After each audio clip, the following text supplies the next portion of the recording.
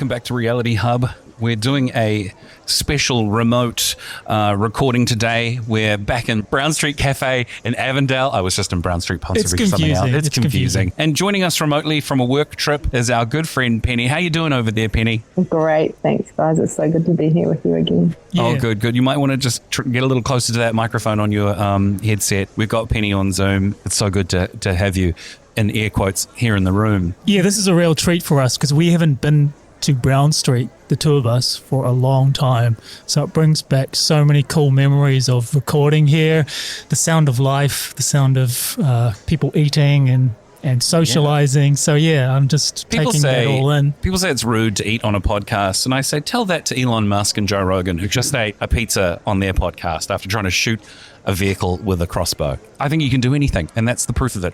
So on today's episode, we're talking about a few things that are topical right now, and one of those is the whole what's going on in the Middle East, Israel, just in world Hamas. Events in general, and how we get bombarded by so much through the media channels. And I know that this is a double-edged sword because obviously the media is a power for good, but I've recently just been contemplating the whole thing surrounding consciousness, how you create your reality and what you feed your mind. Because remember, your diet is not just what you eat, it's what you consume.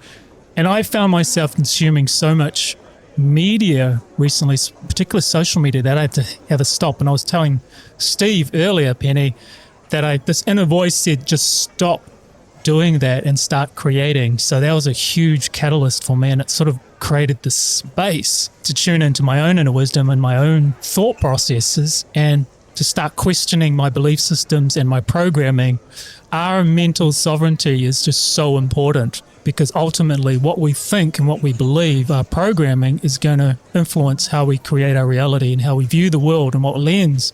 So if you're distracted from the fear and the distortion and what I call the entity of particularly social media, because we all got these devices in our hands, then that's distracting us from our own inner thoughts and our connectedness to our divine nature and our own sovereignty. So that's sort of where my head was at. But I just got this sort of guided inspiration to clear some space to tune into my own inner wisdom.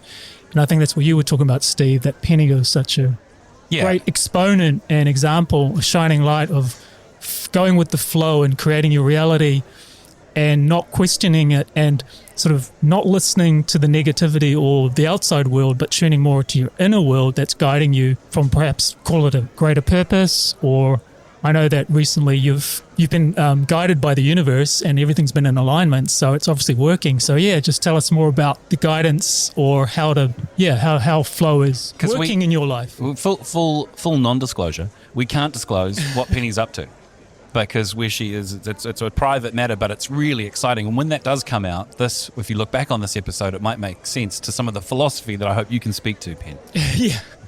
Yeah, thank you. Yeah, I'm hoping that it will come out soon. But just to go back to like when you started talking about the media and social media, I believe that mainstream media is collapsing right in front of us right now. Like legacy media is collapsing. However, the entities or the types of people that are wanting to distract us and keep us in a low vibration, they're just shifting into the social media space, right? Which we were in at different levels. But the more I just feel this energetically, I think I sense more than ever. Like it's a resonance. So you don't resonate with stuff. It's like I find stuff, if I don't even watch the TV or listen to the radio, and if I was to, I'd find it too abrasive because I'm sensitive to it after not watching it. But I feel like it's kind of shifted into that social media space because everything that's going on, there is division in the world right now, whether it is Israel, Palestine, everything that's going on is all about division. Everything political is all about division. And they can keep ramping that up as long as we keep tuning into thinking that we are separate. But we know, the only stuff that I resonate with now is people that are saying we are one. And it's unity, consciousness, and it's not one because we have to be the same. It's one because we are all here collectively at this time. And we're needing to work this out without believing that we're each other's enemies. You know, I have a saying which is, there's only one enemy here, and it is not each other. All these little bickerings and disagreements that we have amongst each other, that's the narrative that's being put upon us. That's the false narrative. I was on an international call the other day with some people in media, and we were having a conversation about how we can work together. And one of the ladies, she was from England, and she was saying, well, I'm a real socialist and you guys are really right wing, but here we are because we're just talking about the truth. And I said, well, that socialist and right wing, those are just titles that politics wants us to think that we are. But I said, I don't call myself anything. I don't have a label.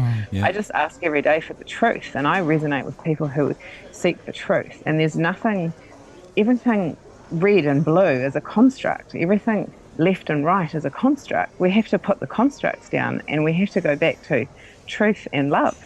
Yeah, it's really that's simple. So good. She's singing to your hymn sheet, isn't she, Rob? Because you say that all the time, these stupid constructs. Well, it's labels and identification, which is feeding the egoic mind. So, and the egoic mind, of course, wants to feel entitled, feels separation, creates that identity which so many people attach themselves to, and they don't realize that they're connected to everything at a deeper level. Hence why we can be so divided, and never more so at this time in humanity. And it's just playing one side off the other. So it's an old paradigm, which, as you say, is being, the way I look at it is like the yin and yang, the pole, the dualistic nature of reality is you've got black and white, and black's got to win or white's got to win. Nothing's changed unless we change as a humanity, and as we shift and transcend above that into a different whole paradigm, where, as you say, it's all about unity consciousness. So I'm totally on the same page, and I've been thinking and feeling the same thing. So we must be just vibing and resonating on the same level and tuning in.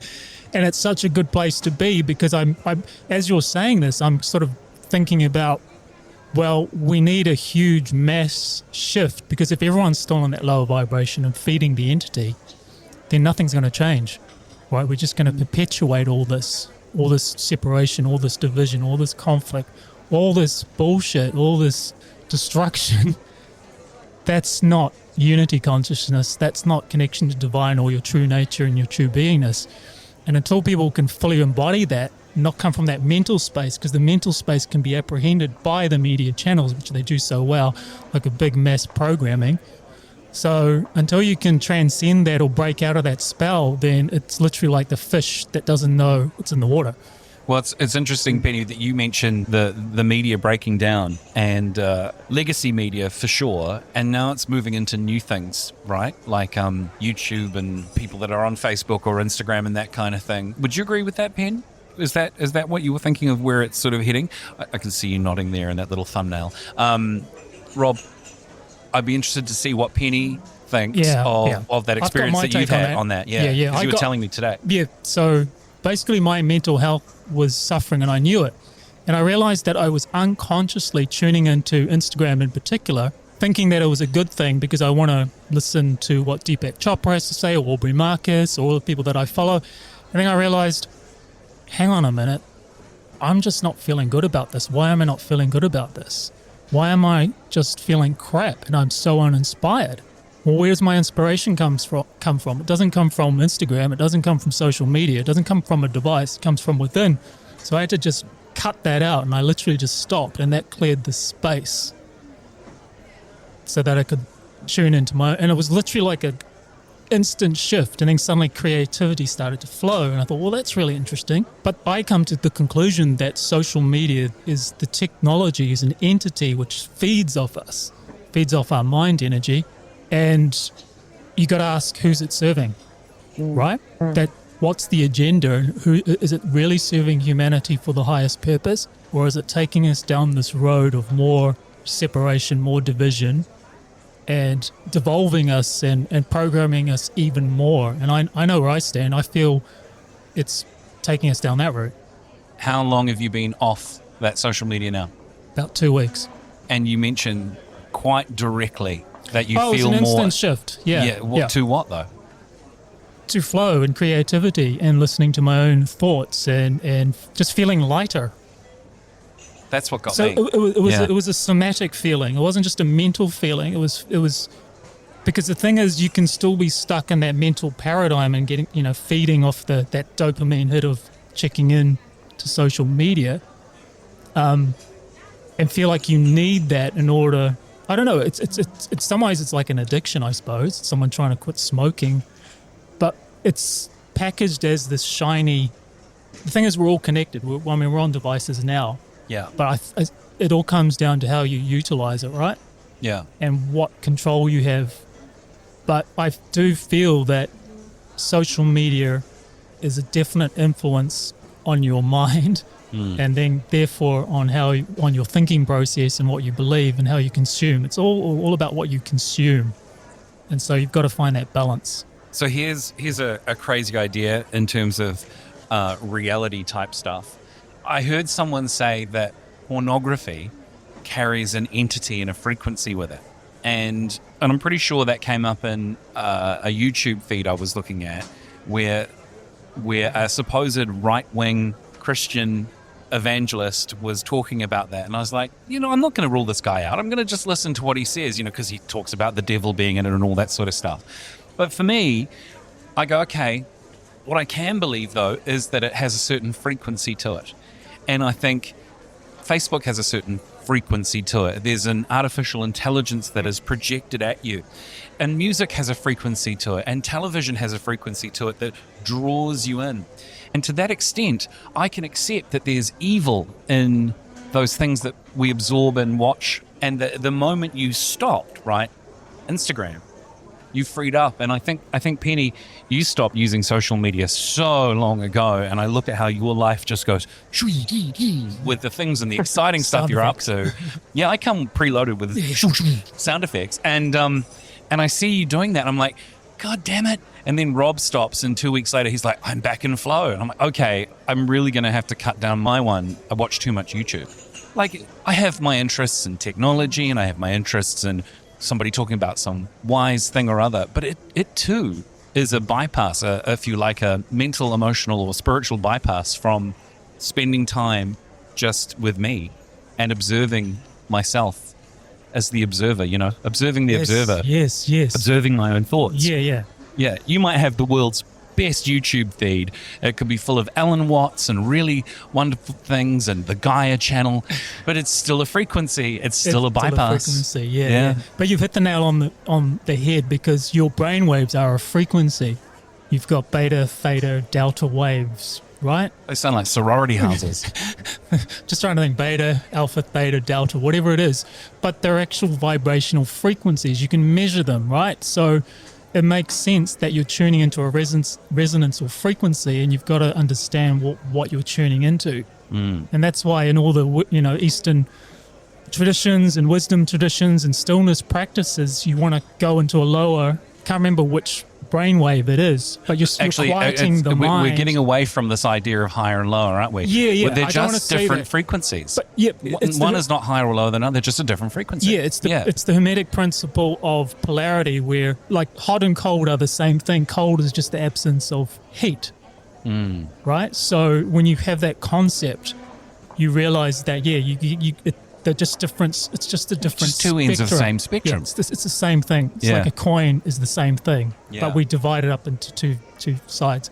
So yeah, that's why you want to get some stillness, so you can quieten the mind, create some space, so that you can feel into what your inner guidance, your intuition, and all that good stuff is telling you. But Penny, I feel like we're just Penny, hit us with your thoughts, mate. Well, on the social media thing, I realised that I do things differently to most, and that I came off Facebook, Instagram and LinkedIn 2 years ago, which to a lot of people that means I no longer exist. That's how sad the world is. Once I can't see Facebook events or be on certain chat groups, people think that I didn't exist. So that tells you a bit really about the difference between your egoic digital version of yourself and your actual real self. I've had to jump back onto Twitter, and I use Telegram, and it's like a necessary evil to do what I do, which I believe I've chosen to understand that putting certain resonance out into the world is our job. And so I've been sitting back and observing stuff over the last year or so around resonance, I suppose, which I didn't really realize at the time. Messaging, how messages are put across to inform or to control or to manipulate emotion.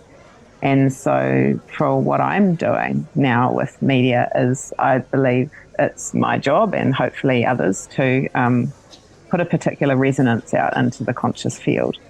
And there's no ego involved in that. It's just a task to do. And I've realized that I want to do it to the point at which I don't need to do it anymore. I'm not doing it to build an empire. I'm not doing it to build a big name for myself or to necessarily want to put myself in the limelight. But I believe really strongly that people like us three are here to put a particular resonance out, and that it shifts the consciousness when we do so. And so I'm using the tools that I don't even like, because I'd rather be face-to-face, which actually is the most important tool, is to try and get around and talk to people face-to-face, because there's nothing to compare with that, which is everything that they've tried to get rid of whilst they've turned everything digital. So the way that I look at it is the powers that be are wanting to drive us towards AI and disconnection and digital connection.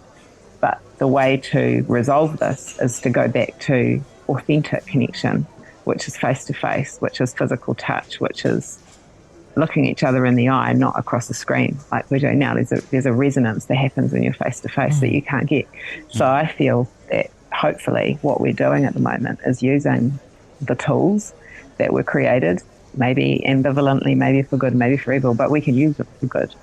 But my ultimate would not be to keep wanting more clicks and likes and follows. But my ultimate would be to be able to put a resonance out into the world. And that as that happens, then more people get that resonance and they do that too. And then it just grows exponentially from there. So it's quite a different way of looking at it, I suppose. But it's a non-egoic way of looking at it, in the sense of just trusting that that's what is needed, because it seems to be what I feel is needed. And so I just step into that. But I want to get to the point, like with Let Kids Be Kids that I've created, one of the intentions of it is to no longer need Let Kids Be Kids, because we don't need to create an organisation to help protect our children anymore, because A, the parents are brave enough to do it, and B, there's nothing to be needing to protect them from. So to create things that we want to help with the ultimate goal of not needing that thing anymore, I think that's a really new way of looking at stuff. I haven't really seen many things that have come along with that intention. I love it. That's really cool. In fact, you just reminded me with Let Kids Be Kids, and the books and the materials that those children are exposed to. It's so shocking that in meetings around the world, especially in the US, we see parents getting up and speaking from the books, and they're asked to not say the things that are in the books because they're so disgusting. Yet this is what the kids are being exposed to.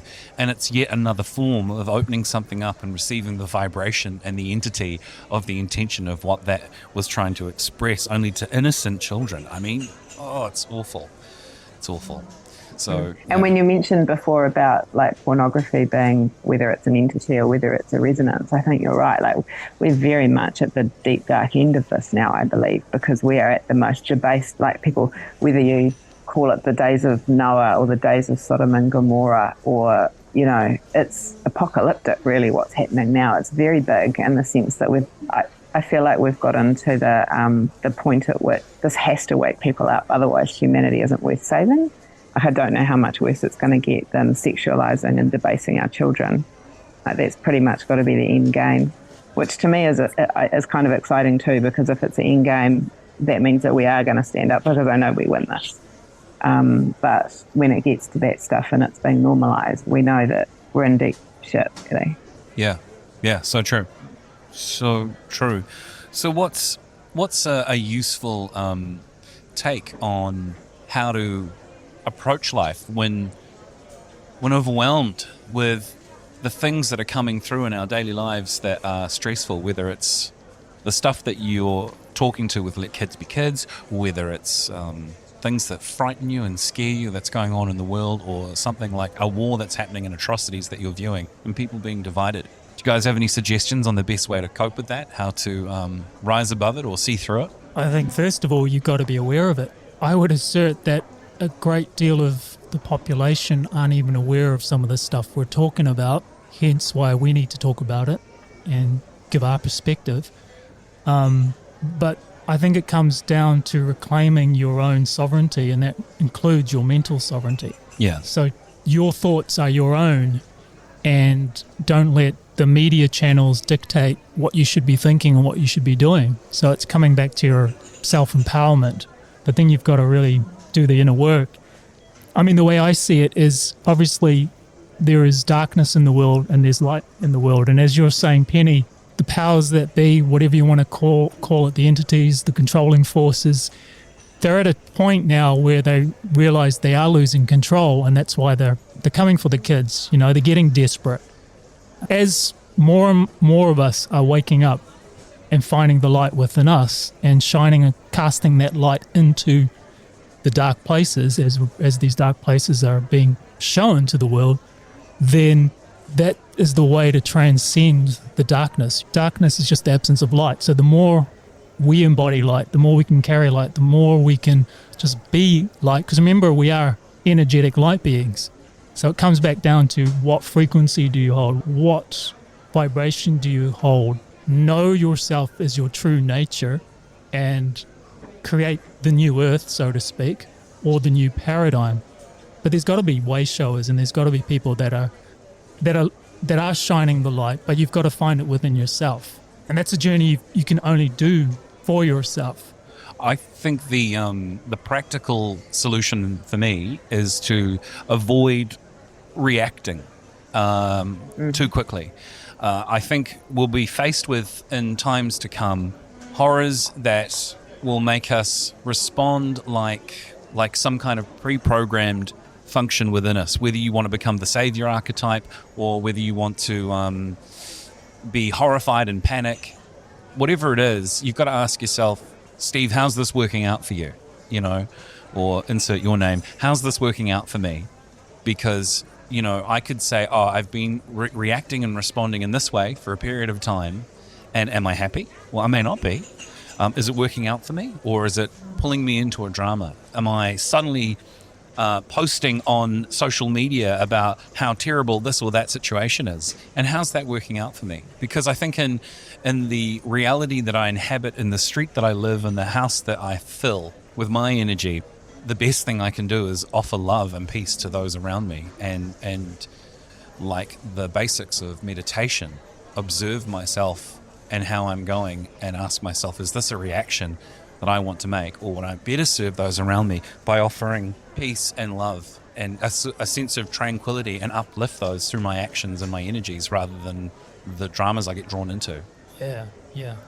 What you're saying is you want to be the change you want to see in the world. And so to become less reactive, you have to then ascertain what is it within your being that you are reacting to. And so what I've sort of observed is that all this trauma and wounding that's playing out is just a reflection of what's within your own being. So if you haven't resolved that part of you, gone and done the inner shadow work, then you're just going to perpetuate and you're just going to tune into it. So the outer reality is just your inner reality. There is no outer reality, basically. That's a hard one to accept, it's a deep isn't one. it? Yeah. Because it's not like those things if you're angry, aren't playing out in the world. If you're angry, divisive, fear, then that's what you're going to look for in the world.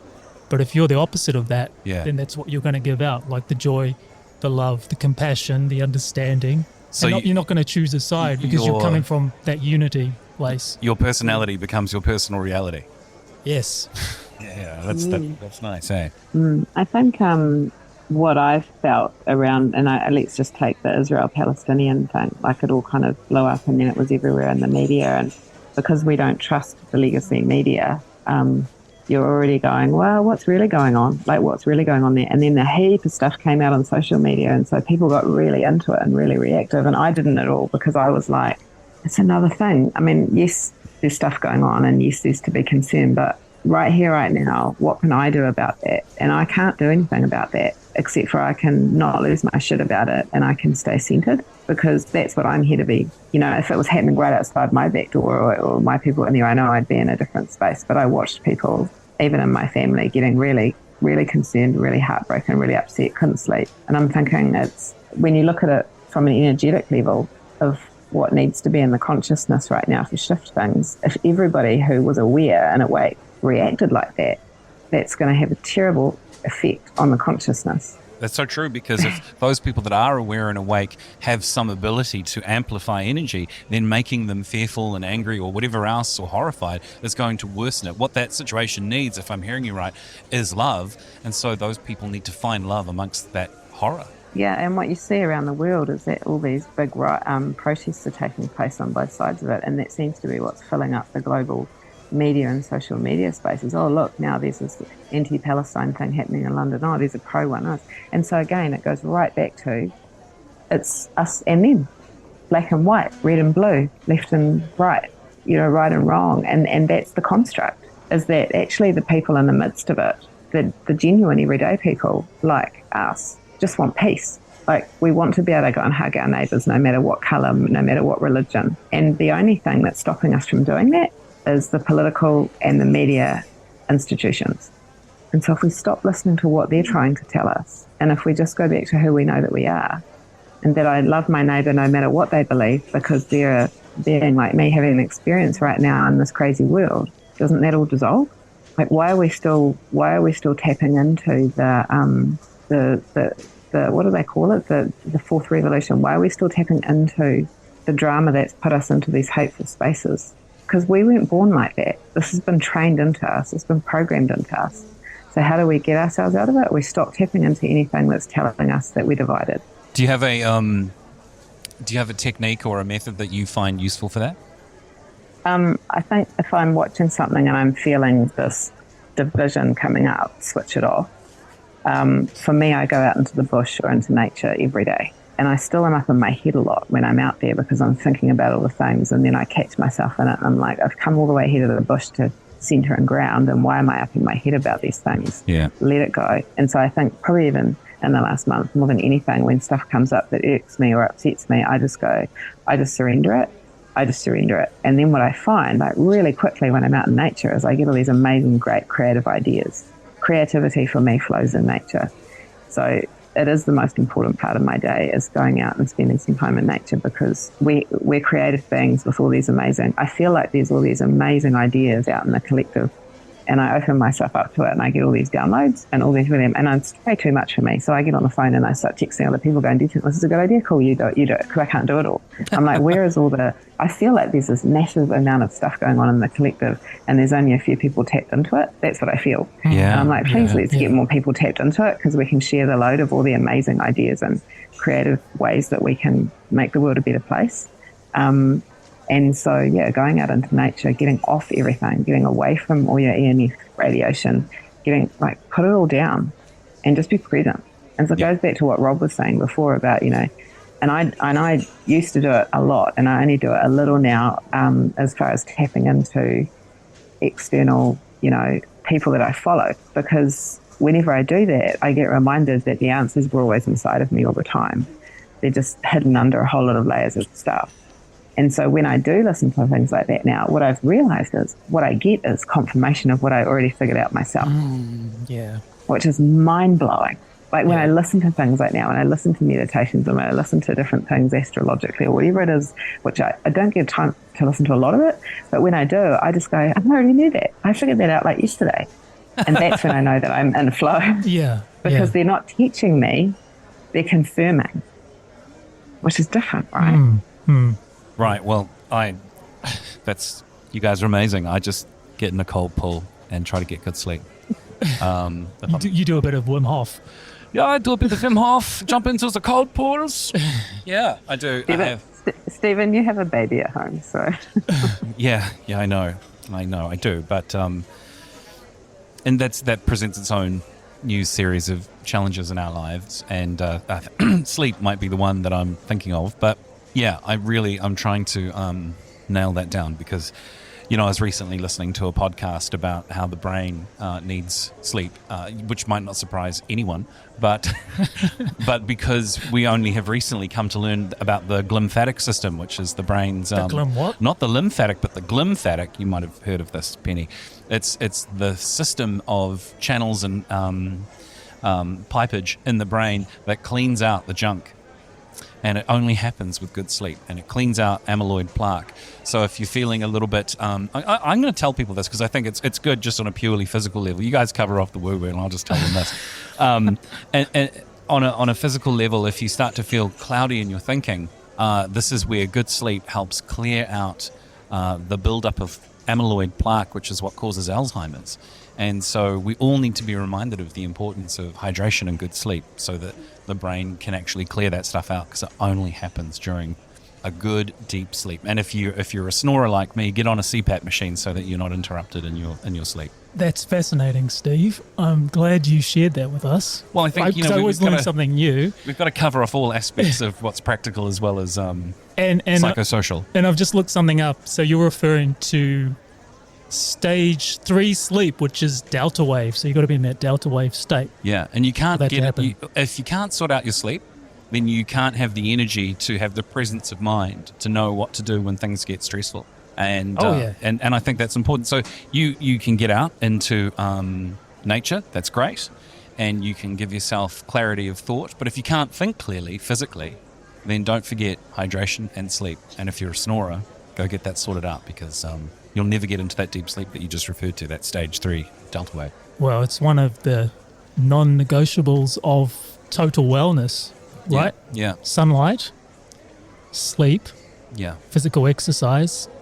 What's the other non-negotiable? Oh, love and connection, Water? I think. Yeah. Water, of course. Water, that's another good Just one. Yeah. basic self-care.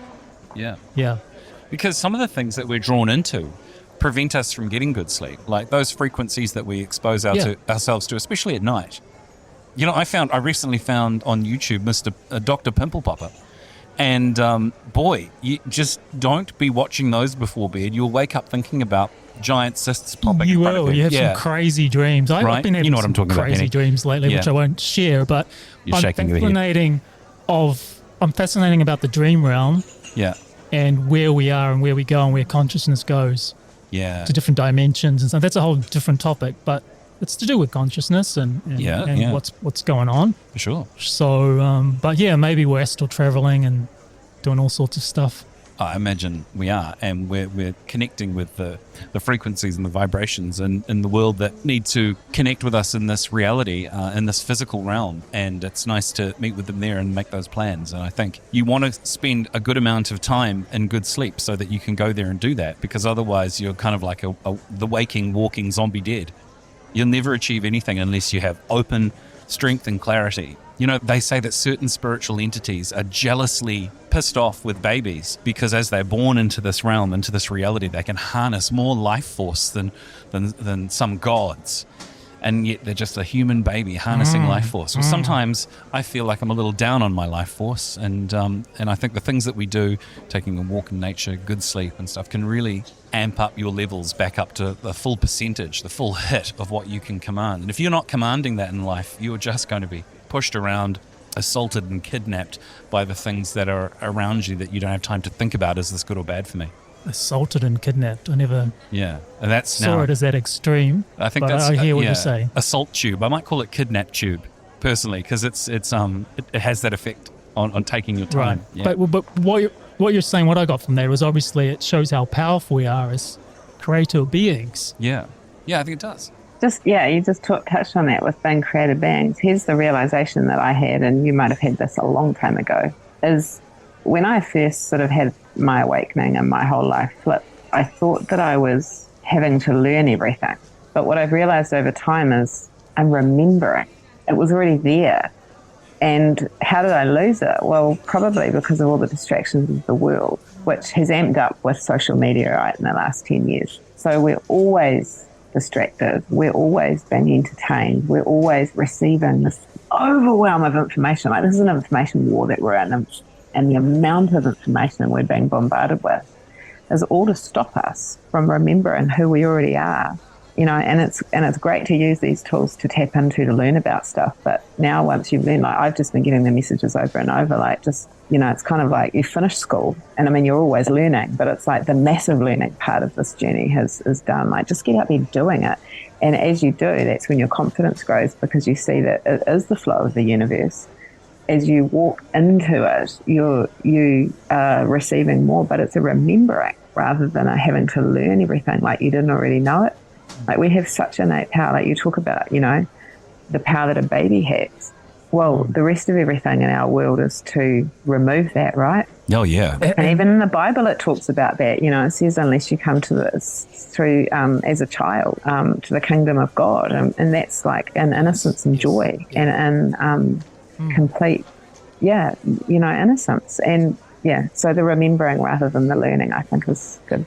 I completely agree. It's the unprogramming. And you mentioned a newborn baby, of course, has not been programmed. Just right on cue, as if the universe was listening. There's one right behind us. That's the cue, yeah. Isn't that something? So you hear that baby in the background, Penny?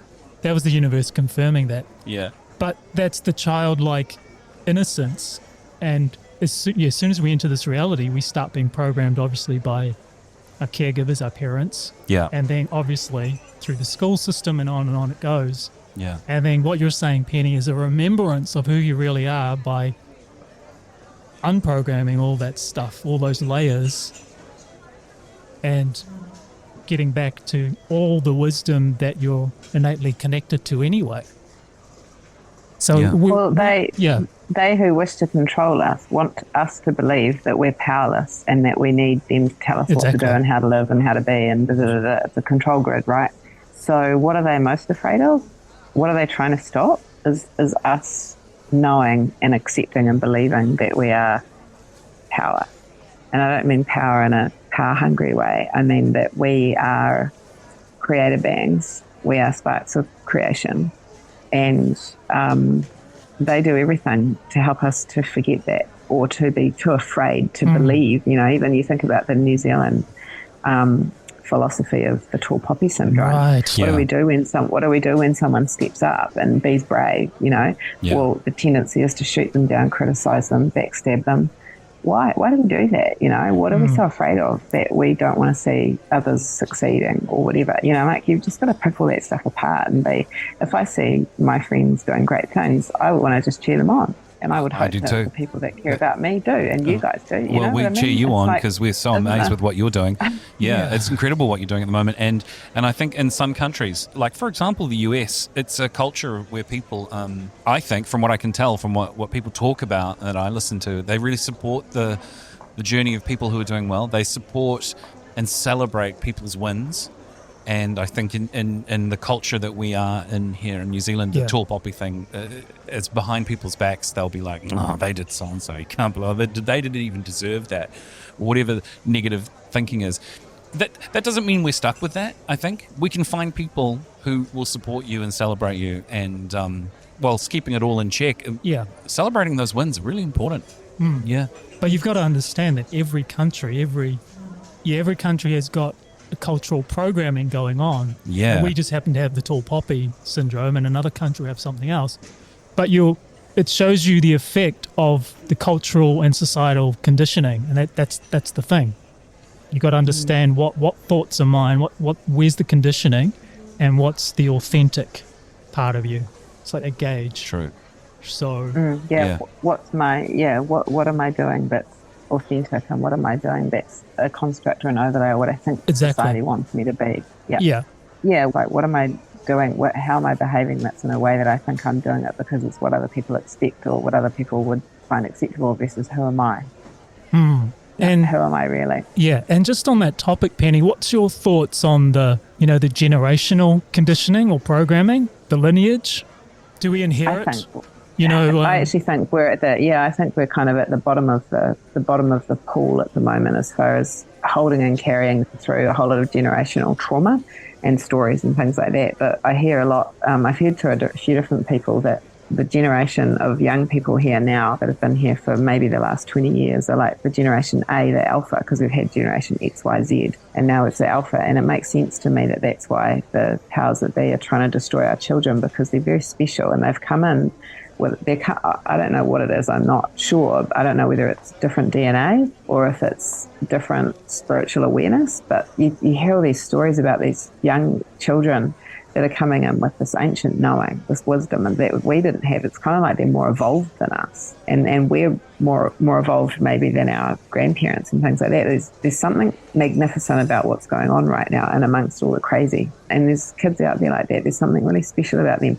They're the future. You know, we're going to become the the wise elders that have been through the beginnings of this time, and we're going to be handing over the world to these young people. But they've come in different. Thank goodness that they have come in different. They're going to be streets ahead of us. Yeah, I agree. But I feel like we're having to unpack and unpick a lot of generational trauma and programming. And it's no mean feat. It's a very brave thing that we've chosen to come here and do. Oh, yeah. I always say how really, really proud that I am to be amongst the people that we're amongst at this time in history, because it's a big deal. And it reminds me of, is it the evolutionary family? Is that correct? Like at this time, people that are connecting on these levels were finding each other. So it's not necessarily... Walking each other home.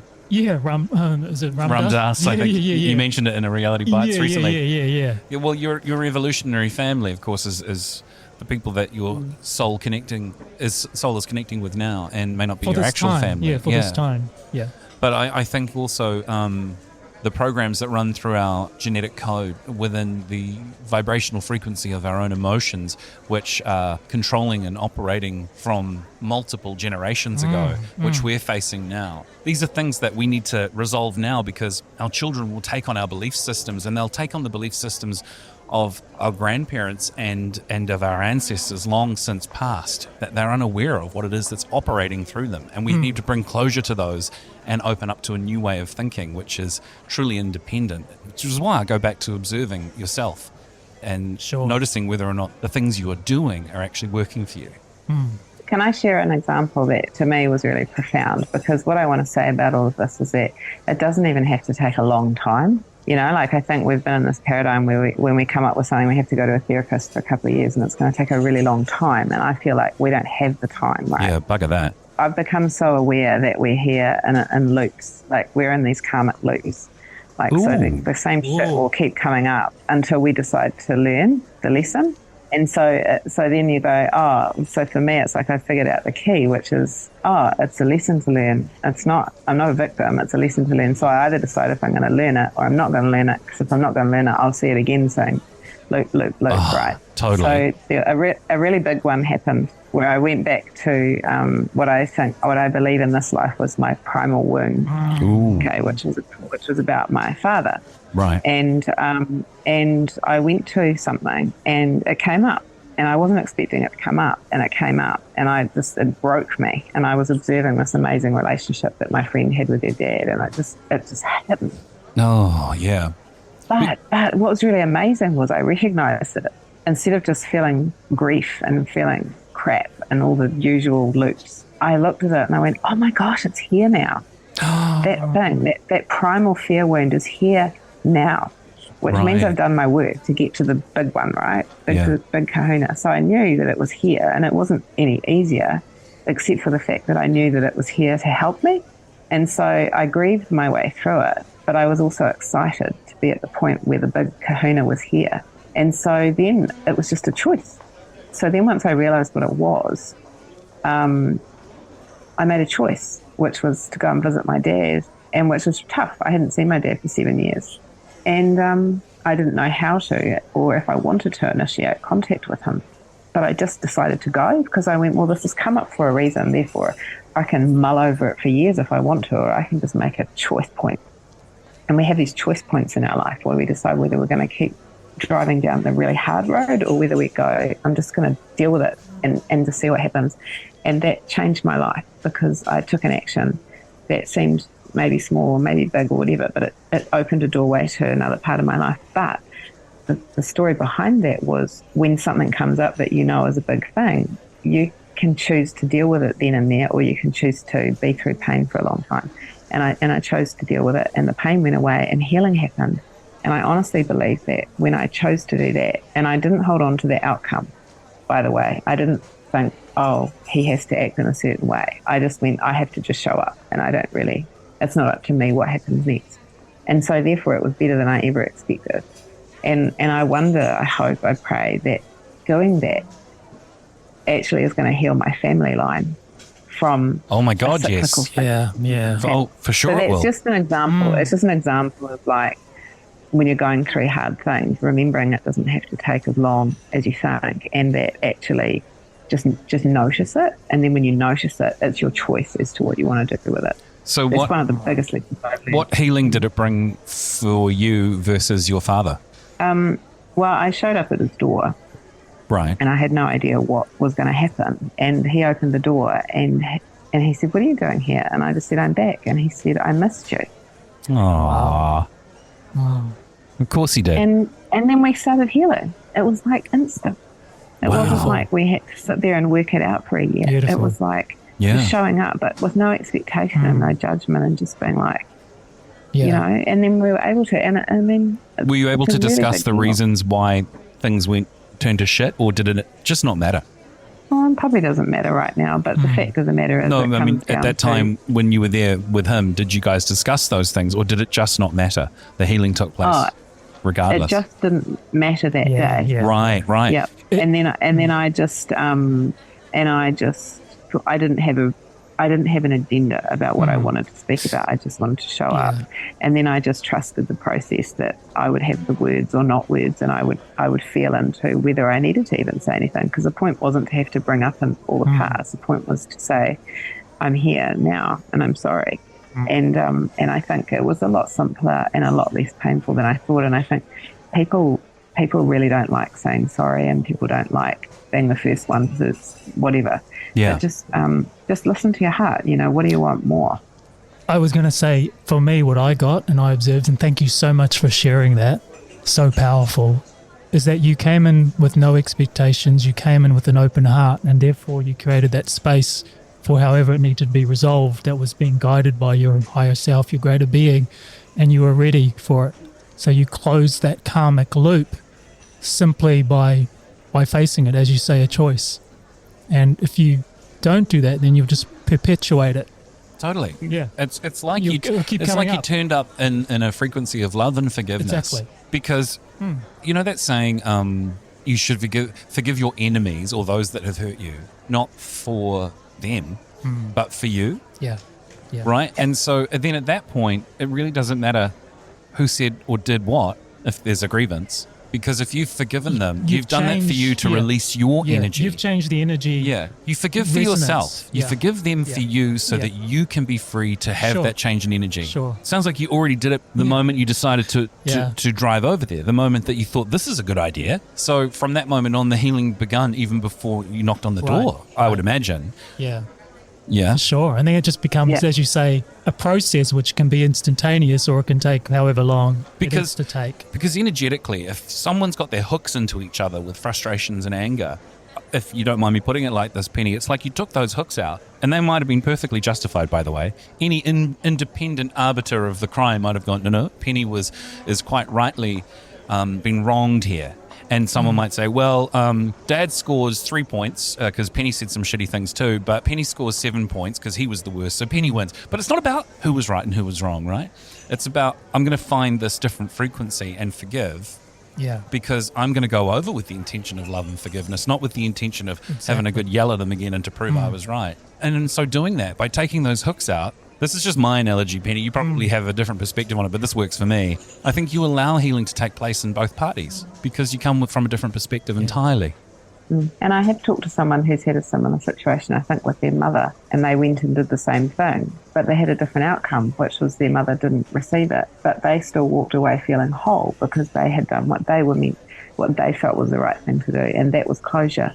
And I think that's a beautiful thing too, because like you say, you're doing it to release yourself. Beautiful. You're not doing it because you're expecting them to give you something. That's really important because for anyone who's about to go over and see someone who they used to be really angry with and go, well, I'm in a loving space now, I expect them to just love me back. It may not happen. Well, but if you forgive shocking. them, you've let go of them holding you down through the frustration you had. Now, if anger exists, it's with them, not with you. Yeah. And sometimes we just overcomplicate everything when it can be such a simple process and the body knows innately what to do. Yeah. You just trust and let go and surrender. But the key point is forgiveness. You've got to start with your own forgiveness and offer that as a starting point or a place, but you don't have to expect the other person to get the same result because we each have our own personal soul journey and curriculum.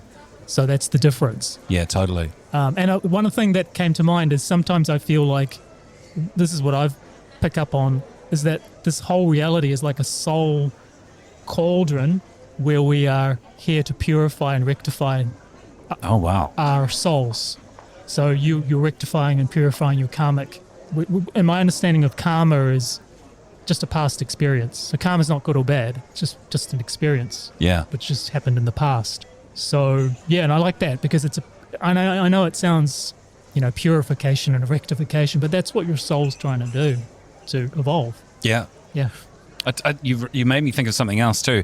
So many of us struggle in life, and some of us wish we just weren't here and have the kinds of I'd like to end my life type thoughts. Sure. And I think while we will all go through varying degrees of feelings around how good or bad our life is, and real extremes differences, of course, they say that in the spirit realm, when you return to the spirit world after you've completed your mission in life, they greet you with such warmth and unconditional love and excitement because you were one of the brave souls that chose to go to planet Earth. You were one of the brave souls where they knew it was a shit show down there, but you were the adventurer who took that on and went for it.